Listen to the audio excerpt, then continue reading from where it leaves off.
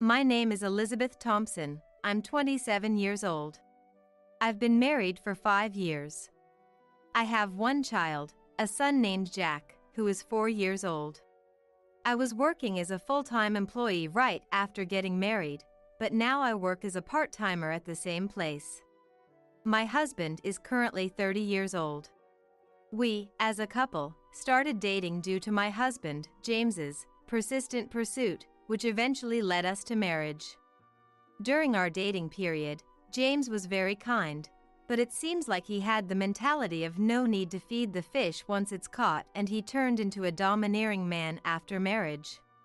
He has a younger sister named Jennifer, who is about to turn 20, and he is overly indulgent with her, despite their age difference.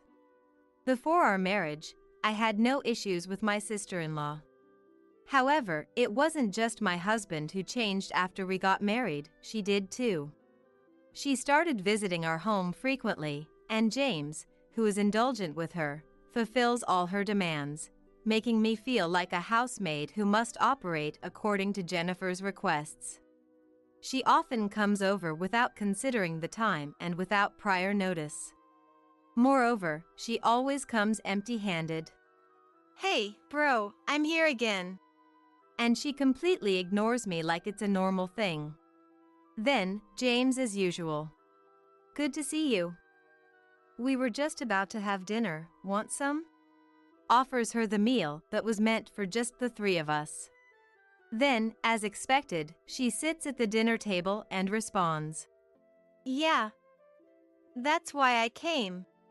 I quietly tell him that there's only enough food for 3, but he insists that since his sister came, I should serve my portion to her. And then, he says, "You should always prepare extra since we never know when she's going to show up. It's your fault for not making more."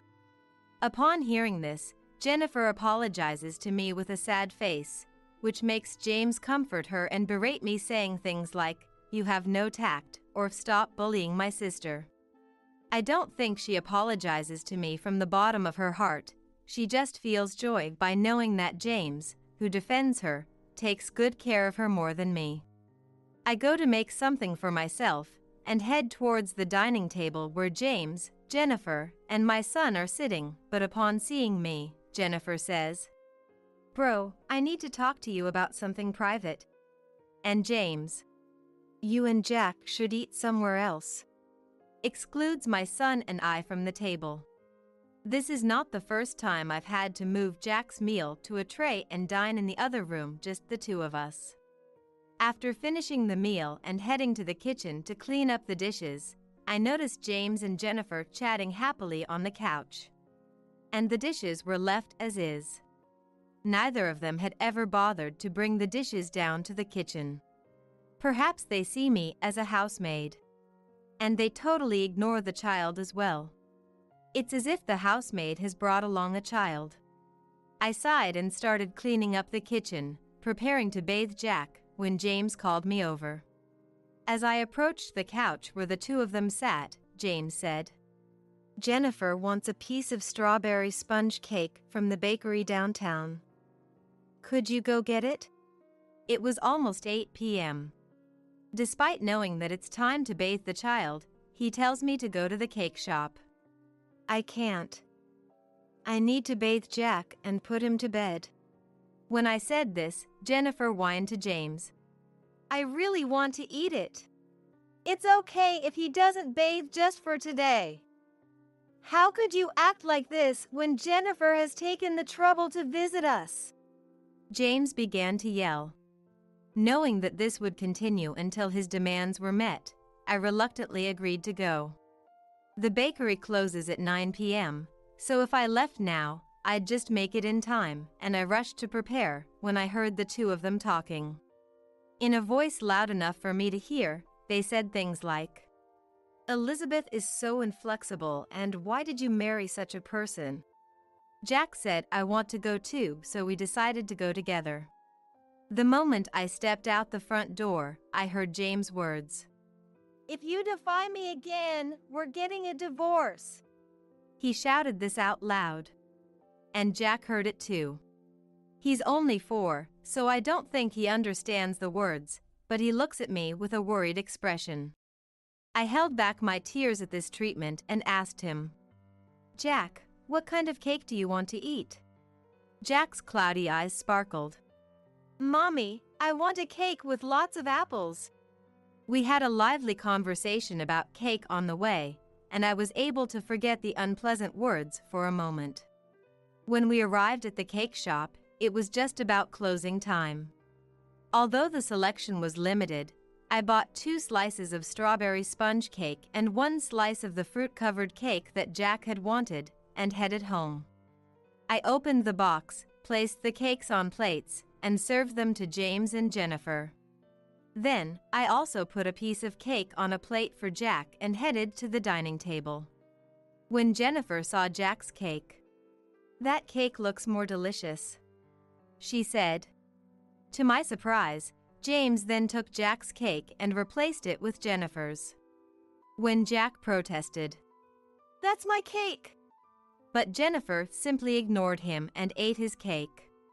Seeing Jack cry, James told him, "I bought that cake with the money I earned. So, Jack, you don't have the right to choose." He said this to a 4-year-old child.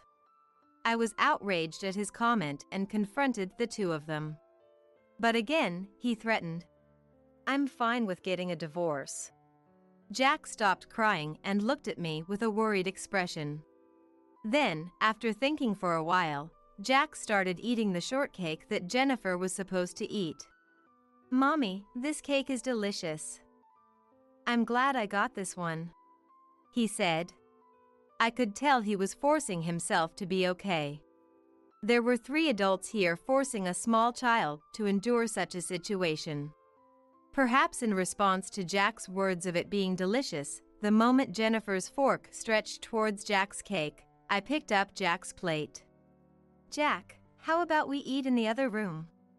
Saying that, I took Jack to the other room and decided to let him eat his cake leisurely. I wanted to eat that shortcake too.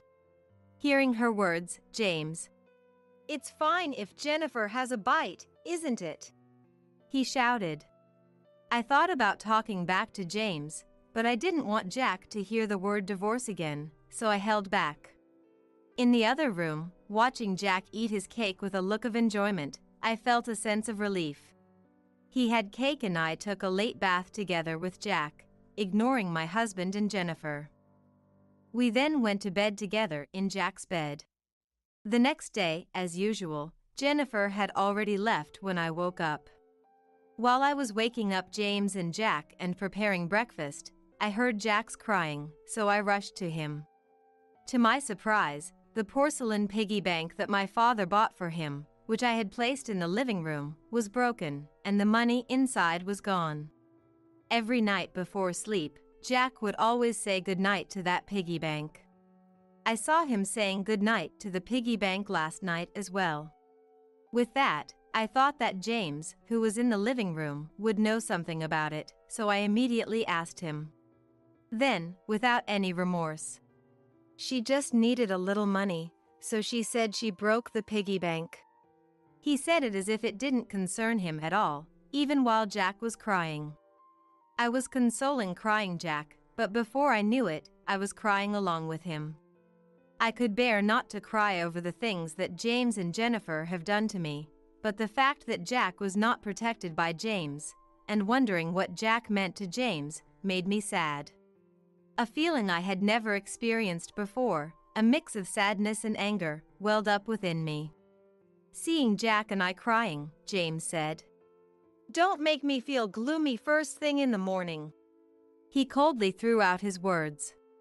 I finally lost my patience and openly showed my anger towards James. "Don't you think it's wrong what you did, even seeing Jack crying like this?" For the first time, I spoke out in anger. I had thought that I would never show a marital dispute in front of Jack, but I had reached my limit. Without responding to me, James quickly went to the bedroom, came back with something in his hand. It was a divorce form that he had brought. Shoving the divorce papers at me, If you're not satisfied with what I say and do, let's get a divorce. And just like that, he went off to work. Until now, Jack had never cried over anything involving James and Jennifer, but from last night, he had been crying non-stop as if he had reached his limit. I, too, had long passed the point of patience. Jack, let's not push ourselves today and skip daycare, okay? When I said that, Jack, with a loud yeah, seemed overjoyed at being able to stay with me. Mommy's gonna be the daycare teacher today. Jack's face, happily perched on my knee and looking up at me, is angelic. I felt that such a small child's heart must be filled to the brim with patience. The two of us decided to play our hearts out today, to release all the pent-up patience inside us. At work, I knew it would cause some inconvenience, but I felt that this was the best way I could do for Jack. So I explained the situation and took some time off. We went to the park, played until we were out of energy by lunchtime, returned home to eat, and Jack seemed sleepy. Usually, he naps alone on the couch, but today he was incredibly clingy and laid down on my lap like a baby to sleep. I had planned to do housework during his nap, but I thought, today is a special day and decided to find comfort in watching Jack's sleeping face. Then, suddenly, I heard the front door unlock. It was too early for my husband, James. With that thought, I hurriedly picked up a nearby bag and hid in the bedroom closet with him in my arms. I felt someone come in and, straining my ears, I heard a voice. The voice sounded familiar. And the intruder seemed to be rummaging through something. Damn it! Where did he hide it? For a while, I was scared of the sound of her rummaging, but when I calmed down a bit, I recognized the owner of the voice. It was Jennifer. Why does she have a key? What is she here for? What is she looking for? I opened the closet slightly and decided to observe Jennifer's behavior and listen to her mumbling. After roughly opening and closing something with loud noises, she made a phone call with a big sigh. I can't find it anywhere. Yeah, I've looked there too, but it's not there. Okay, I understand. I'll go home for now, bro. She certainly said bro. As I was thinking about what Jennifer and James were looking for, I heard she locked the door. I came out of the closet, gently placed sleeping Jack on the bed, and pondered over what had just happened. Maybe they were looking for something of mine. But I had no idea what they were looking for. Suddenly, I felt like James is a stranger, and I was scared. In a hurry, I packed Jack's belongings into the bag I was holding. Just when I finished packing, he woke up. Jack, let's go to Grandpa's house. Saying this, I took Sleepy Jack's hand, quickly headed for the station, and took the train to my parents' home. As my parents' home was only 2 stops away, we arrived quickly. Seeing us arrive without any notice, my parents were taken aback. As soon as Jack got home, he began playing happily with the family dog. While watching this, I explained to my parents about everything that had happened and what we had just experienced, telling them I was scared and that's why we came. I wonder if what Jennifer has been looking for is your banking card from your single days. I became certain that was it, too. Actually, I had a successful online shop for handmade goods which I started when I was single and later expanded by inviting my friends. In the handmade business, by the time the shop grew a bit famous, I had already decided to get married. I asked my trusted friends to take care of the shop until my child-rearing days were over, working part-time hours at the office and doing the rest of the work from home. Actually, I haven't told my husband that I'm still the president of the company. However, he does know about my past success with starting a business when I was single. I am still working at that company, but he thinks I have stepped down from my position as president and am working as a part-timer. There's a reason I've kept it a secret from my husband. After we decided to get married, I found out that he spends his entire salary and has no savings. He wanted me to quit my job and become a full-time housewife, promising to provide for our living expenses but only giving me $300 for food expenses. I couldn't accept these conditions, so after much arguing, it was settled that I would work part-time. But that's not all. He even had me sign a contract through a lawyer to renounce any claims to marital property after our marriage, and I felt like he made me not break up with him financially. Even after our child was born, I only received money for food expenses, and I have been paying for the child's clothes and daycare. Seeing me pay without complaint, he might think that I still have savings from my single days. That's probably why they're looking for my banking card from my single days. It all made sense. In addition to that, I have a savings account which I have been slowly adding to since our marriage for our child. I have actually been saving by having a portion of my salary transferred to that account. In any case, it's highly likely they're after the banking card. There's nothing else those siblings would be looking for. However, I believe in carrying my valuables like banking card, so no matter how much Jennifer or my husband search, they won't find anything. There's another problem, though. It's that Jennifer has a key and can come and go freely from our house. And the fact that my husband is okay with this situation. My father advised me to keep my banking card at our family home, so I took his advice and stored it in our family's safe. Then he voiced another concern.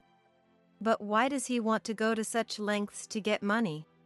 While pondering this with my parents, Jack came over and tearfully confessed to having broken the piggy bank he received from my father and his inability to save money in it as he had promised to do.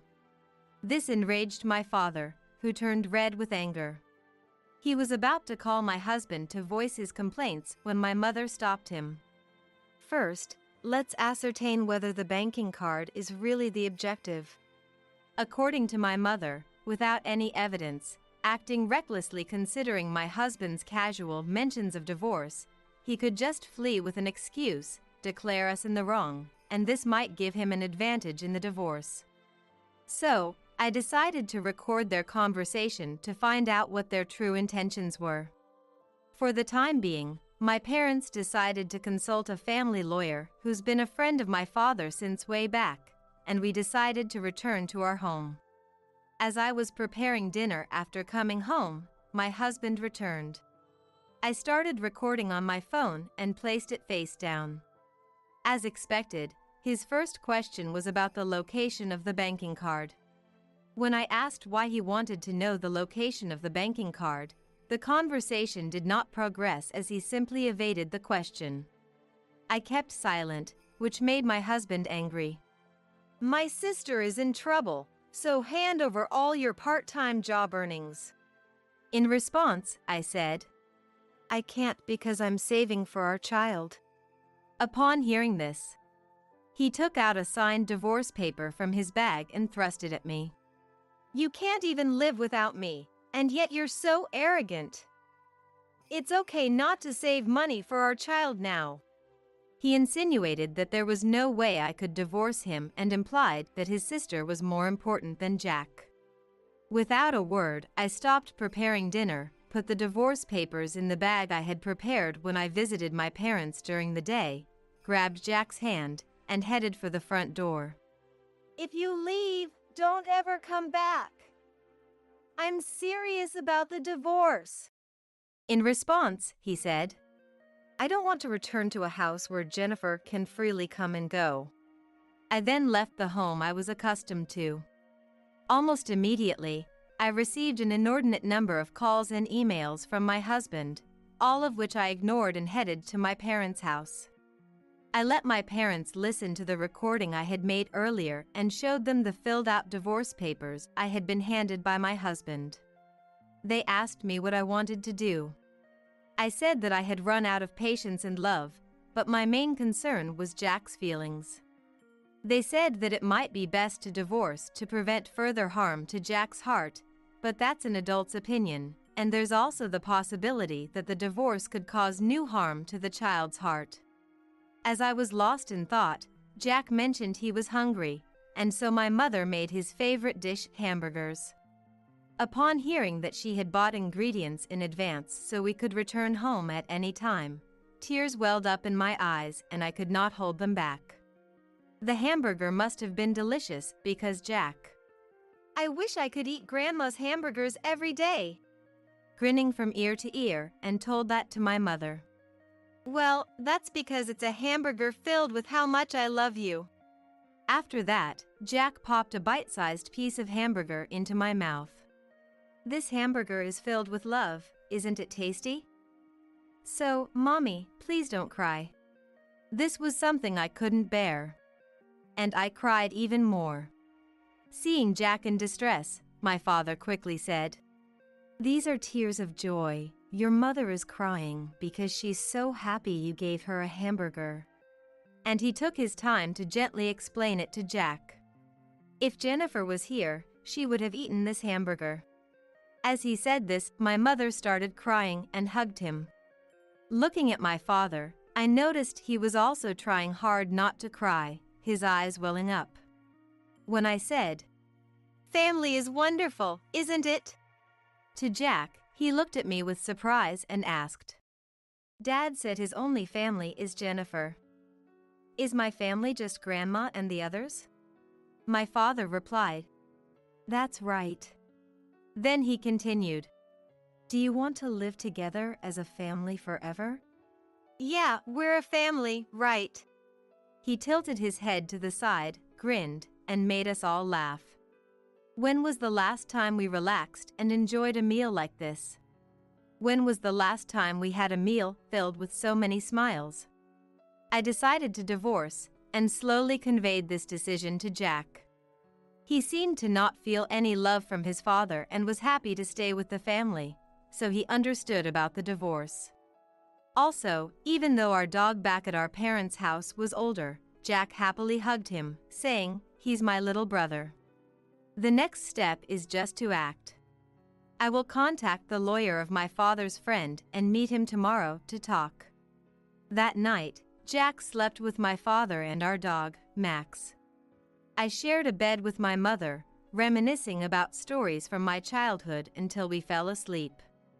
The next day, when I turned on my phone, I found over 200 missed calls and emails from my husband, James. The emails alternated between scathing remarks and pleas for forgiveness, leaving me uncertain whether he was genuinely remorseful. Sighing, I turned off my phone again. In the afternoon, my lawyer arrived and I discussed the details of my situation, confirming my decision to divorce at the same time. Subsequently, we officially signed the contract, and the lawyer said he would meet with James the next day. 2 days later, the lawyer came to my parents' house. When I asked about the outcome, it turned out that Jennifer had a shopping addiction and frequented male strip clubs, borrowing a significant amount of money from loan sharks who easily lend to her, with James as her guarantor. It seems that they had a plan between them to use my savings to repay the debt when the repayment was delayed. He seemed to be saying that since he confessed, he didn't want a divorce and wanted me and Jack to come back. When I told him that I was determined to divorce and had already submitted the divorce papers. "Does that mean Elizabeth can marry someone else?" he asked the lawyer. "If she has the opportunity, yes." When he replied, "But I don't want to let her go." It seems he broke down crying. Then, he signed a promissory note to pay Jack $500 in child support every month, and the lawyer said that he had brought everything to a close. Afterwards, I received a call from my ex-husband and we talked briefly. His voice had lost its vigor and he spoke calmly. He had thought that by financially binding me, I wouldn't be able to divorce him, even if I ended up despising him. And he admitted that he had always believed that it was brotherly love to do everything for Jennifer, his younger sister who had always been dependent on him since they were kids, but he now realized that it was a mistake. He confessed that he was jealous of Jack, feeling as if I had been taken from him even though he did love Jack. Once Jennifer and I have finished repaying her debts, I'll come for you, so please don't remarry. When I told him that my love for him had withered and there was absolutely no chance of us starting over, I could hear his sobbing over the phone. Then I said, "Please be happy." And he hung up the phone. I decided to rely on my parents until Jack grows up, and transferred him to a different daycare. I also revived my career as a businesswoman at the same time. As for my ex-husband and Jennifer, I couldn't stay silent any longer, so I told my in-laws about everything. They were outraged that they could never see Jack again, and they decided to disown the two of them. James and Jennifer are living together in an old apartment, and it seems that the stress of their cramped quarters has led them to constantly blame each other for their current predicament. Despite once being so close as siblings, they have only themselves to blame. I've decided to consider their situation as my own form of revenge. When I received the handset handed to me, a man on the other end claimed to be a police officer. Just a moment ago, a man claiming to be your husband was transported by ambulance after falling from his wheelchair. We would like to speak with you about it. Can you come to the hospital urgently? I was so shocked by the sudden news that I became flustered. My husband? Understood. I'm at work right now, so I'll check with my boss and head over immediately. I inquired about the hospital to which he was transported, and despite being in the middle of a meeting, I explained the situation, obtained permission from my boss, and left the office. Catching a taxi immediately, I headed to the hospital where 2 police officers and my husband, Ben, were waiting in the room I was guided to. As soon as I entered the room, Ben pointed at me and shouted, "It's her! She's the one who knocked over the wheelchair! Wait a minute! What are you talking about?" I was completely taken aback by the abrupt accusation, confused about what was happening. Me, knocking over Ben's wheelchair? After all, I went straight to work from a business trip today, so it had been roughly 2 days since I last saw him. As I stood there in shock, unable to speak, Ben raised his voice. "Because of what you did, I want a divorce. And prepare compensation.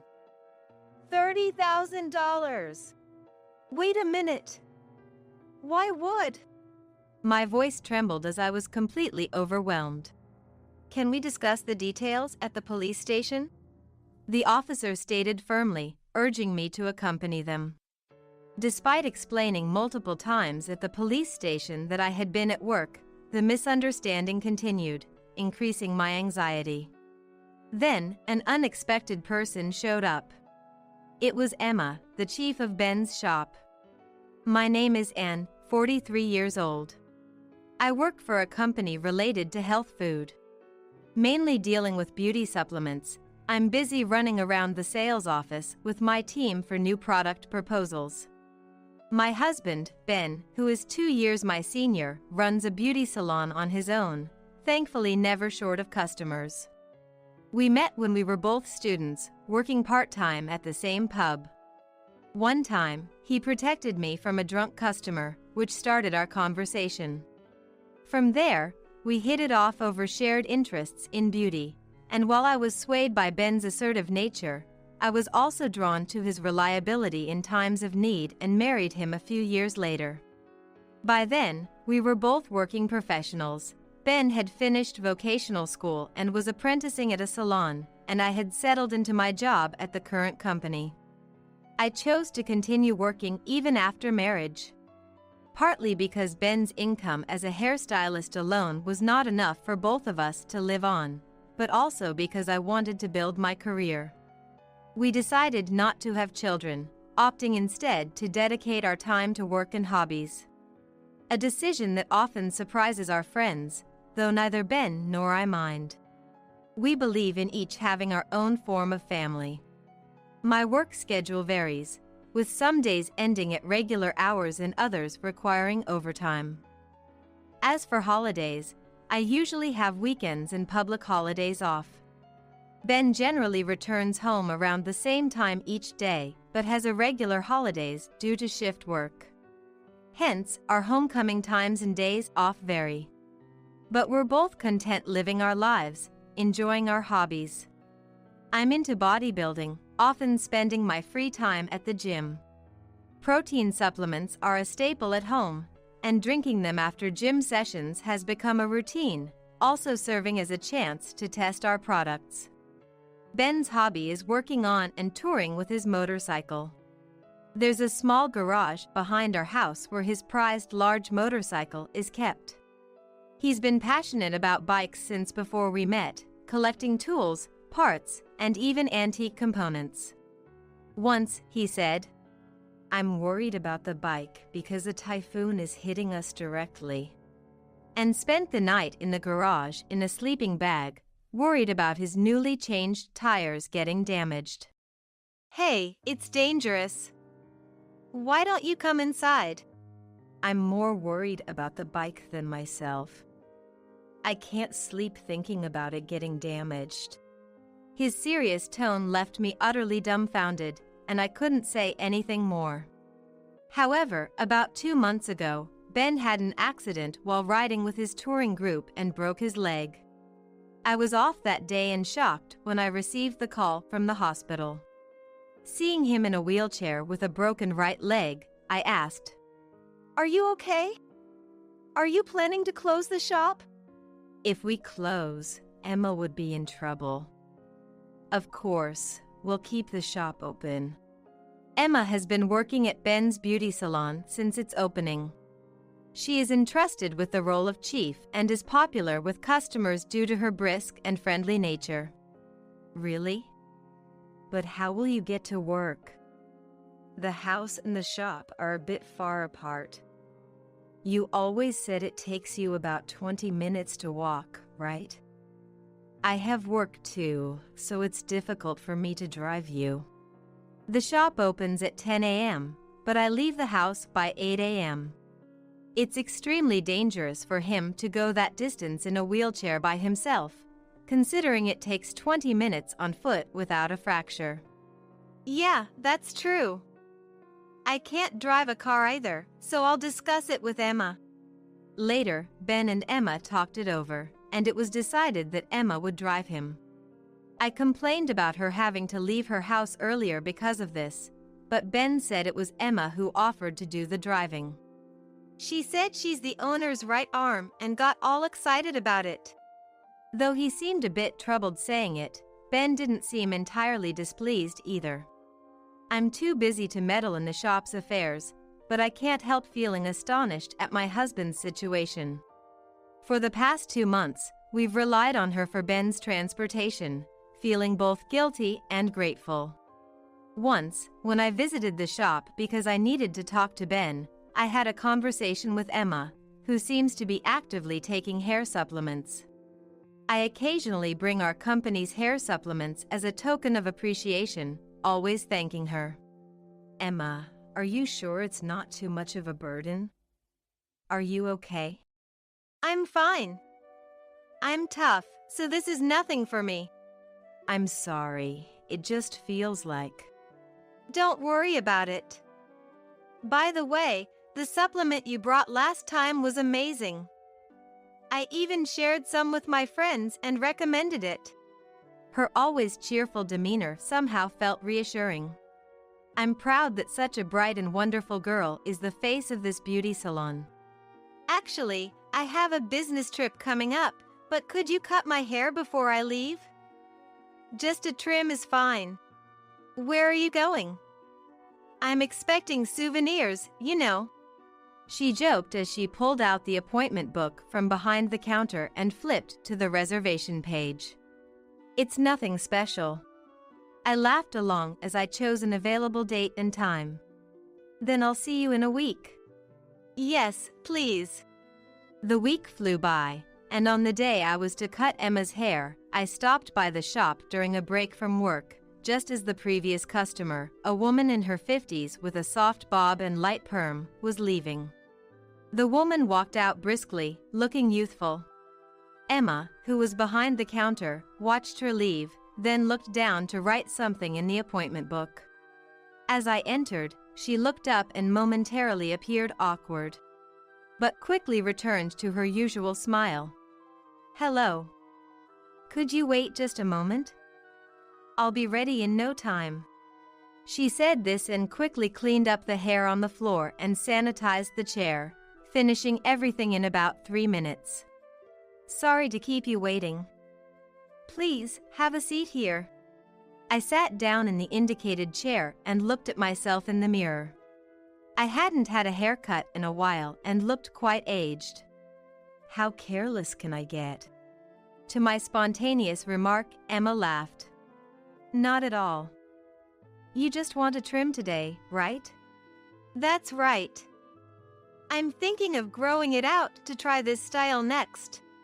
I tapped my phone, showing her a hair catalog webpage, and pointed to a photo of a shoulder-length hairstyle. "Do you think it would suit me?" "It'll look great. You have a bit of a wave in the back here, so we'll make sure to cover that." "It'll suit you perfectly." Emma gestured. "You'll look fantastic. Let's do it," and exclaimed over the mirror. Even though the shop played calming music box tunes and maintained a peaceful atmosphere, something felt off, like a mix of unease beneath Emma's steady hands and expressions. Maybe it was intuition. Despite the ordinary setting with music box tunes, Emma's expressions, the sound of scissors, and our chat, something seemed different. Since it was just a trim, the haircut was finished quicker than usual, and I paid before leaving. I decided to head home immediately due to my next appointment, but as she saw me off, I couldn't help but notice she seemed a bit down. I impulsively asked her, "Emma, are you tired? Are you getting enough rest?" "Not at all. Do I have dark circles? I've been watching dramas late into the night recently." She laughed off, making me second-guess my concern. "If you're feeling good, then that's great. Thanks for today. Good luck on your business trip." I waved back at her encouragement and left the shop. That night, as I looked up at the beautiful full moon on my way home, I found Ben had unusually come home before me. I was a bit surprised as I put down my things and started preparing dinner. "Hey, I got a haircut from Emma today. What do you think?" Ben looked up from his motorcycle magazine and said, "It doesn't seem much different. Can't you say something nice like it suits me? I just got it trimmed today. Thought I should groom myself once in a while," I retorted, to which Ben scoffed. "We're both in our 40s, what's there to suit or not?" His comment, whether a joke or his real thoughts, was followed by him returning to his magazine. Lately, or maybe for a few years now, I've felt Ben being somewhat cold towards me. I remember how he used to praise me for even a small haircut, saying I looked beautiful, and wonder if we were just younger back then. Speaking of today, I was a bit worried about Emma. She seemed a bit down. She said she was fine, but I wonder if something is burdening her. Suddenly, Ben became visibly annoyed and said, "Are you saying you don't like her driving me around?" "That's not what I said. I'm just worried about Emma." "Then don't worry. I know her well enough. Don't meddle in the shop's affairs." "Sorry, no need to get so mad." After dinner, Ben and I ate, and I decided to go to bed early to prepare for tomorrow's business trip. The next day, I left home early in the morning and took the train. I had a meeting with a client and then another meeting at the head office, planning to spend a busy day before staying overnight at a hotel and returning early the next morning by train. Sitting on the train, I opened my planner to check my schedule for the day, realizing I had meetings from morning till evening. This is going to be a headache, I murmured while eating a sandwich I had bought earlier. Though business trips aren't frequent, I thought it was nice to have a taste of travel now and then. Arriving at my destination, The cool autumn breeze felt refreshing as I stood on the platform. It was a nice start to the day. My office has 3 meeting rooms, and the largest one was where the meeting began. It was still morning when I started feeling a bit sleepy. The door opened, and a clerk looked around, spotted me, and came over with a phone handset. "For me?" As I took the handset, a man on the other end identified himself as a police officer. "Just a moment ago, a man claiming to be your husband was transported by ambulance after falling from his wheelchair. Can you come to the hospital urgently?" I was so shocked by the sudden news that I became flustered. "My husband? Understood. I'm at work right now, so I'll check with my boss and head over immediately." I found out which hospital he was taken to, explained the situation to my boss during the meeting, and left the office.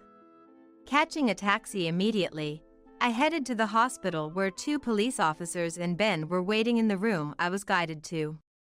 As soon as I entered the room, Ben pointed at me and shouted, "It's her! She's the one who knocked over the wheelchair! Wait a minute!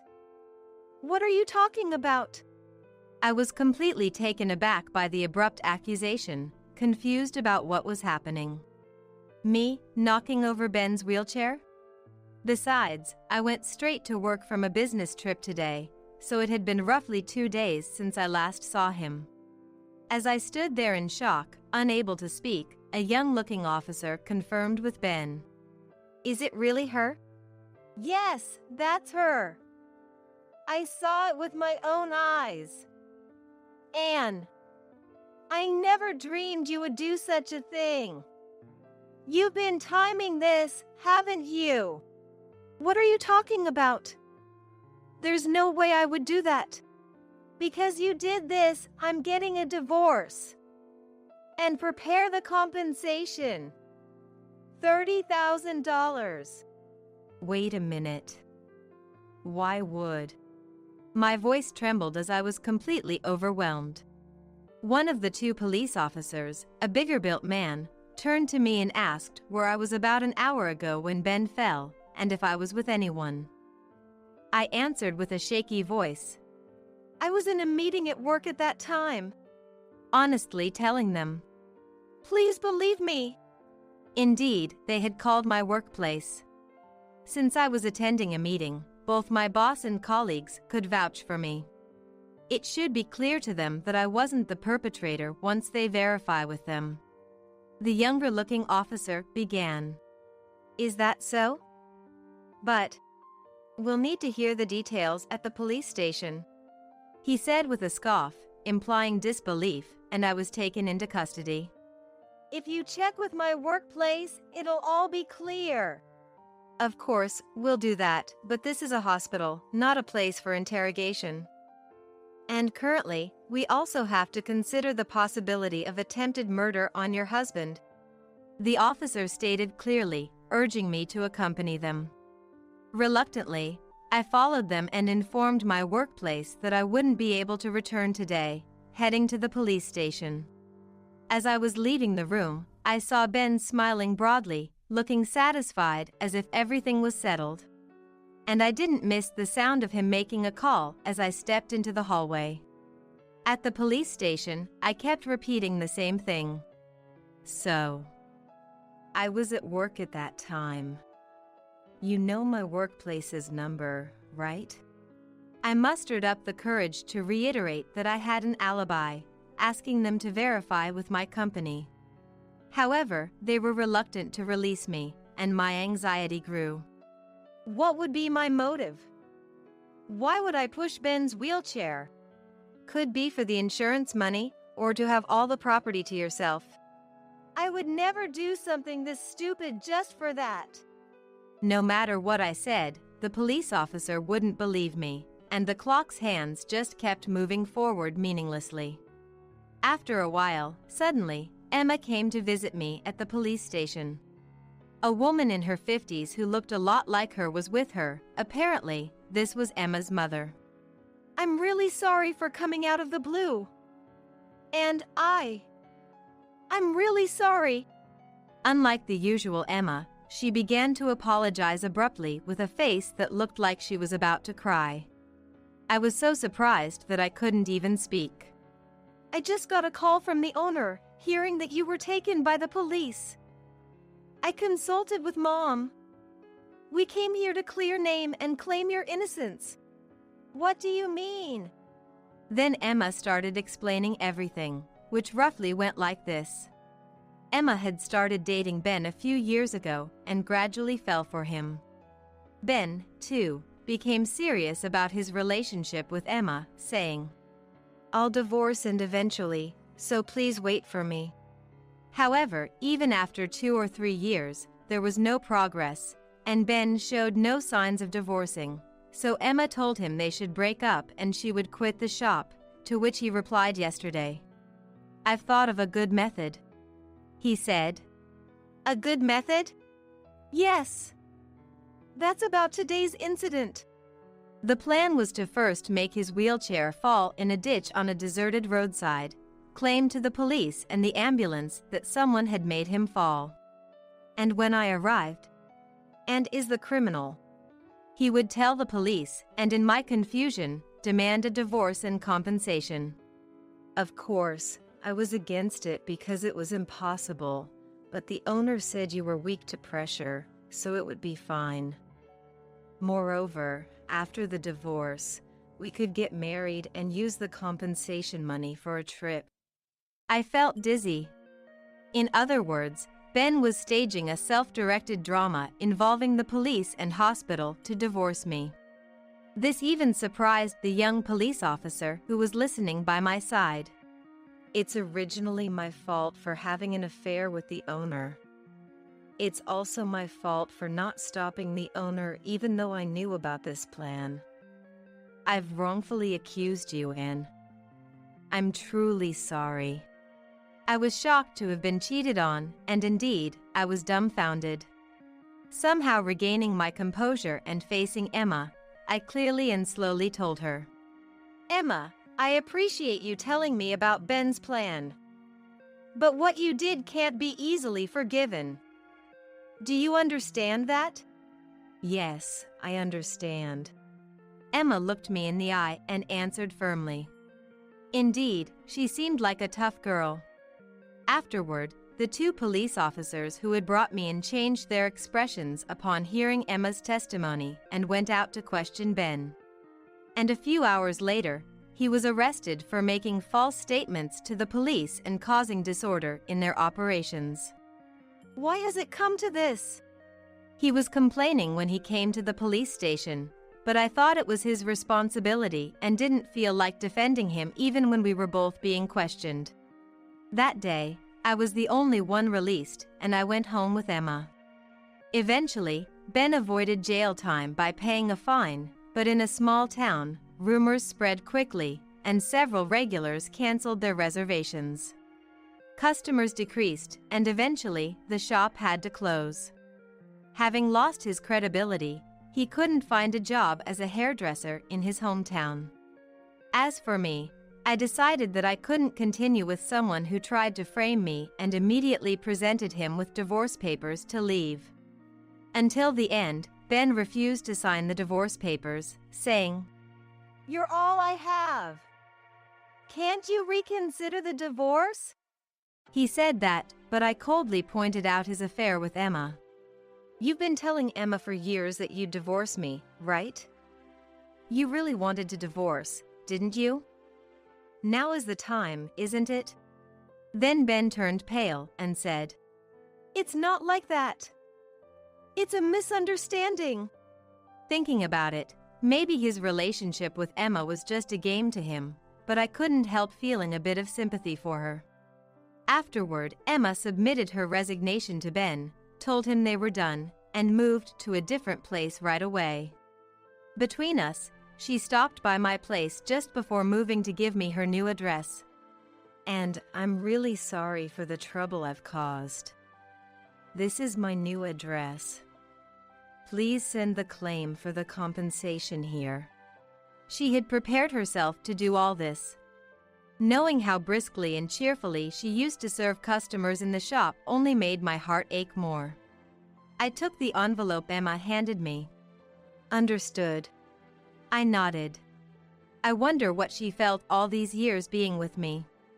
I wanted to ask her something mean, but the thought was too frightening, and I never could bring myself to ask. Emma, take care, okay? That was all I could manage to say. Emma nodded with tearful eyes and left. I haven't seen her since then. As for Ben, by that time, we were separated, and he was living a part-time life alone.